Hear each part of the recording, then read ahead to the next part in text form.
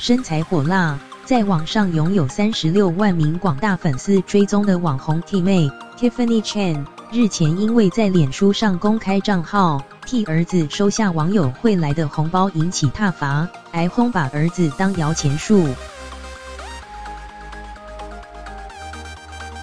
近日，他又在脸书上发文表示有包养公司找上他，同时公开自己的行情，甚至直呼客户怎么不直接找 T 妹，都不知我多饥渴。网红 T 妹22日在脸书上晒出一张爆乳照，并 PO 文表示有包养公司找他，于是他好奇问了自己的行情，1个月6天就破100万加。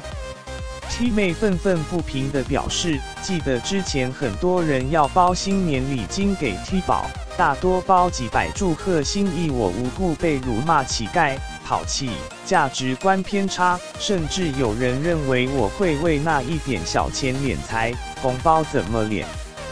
肯定智能不足的人才会说那样话，更肯定是死边缘人，没在上走跳过。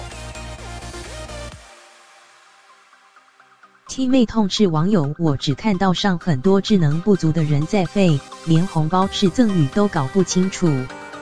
还什么是募捐？就算私人募捐也是合法，一堆阅读障碍看不懂，公益是公众利益才需跟政府申请，还贴法条说我不懂法律。最后话题又回到包养，他表示说真的，我如果被包养，有爽有赔，又有钱拿。什么是价值观偏差？也不看看人家的行情。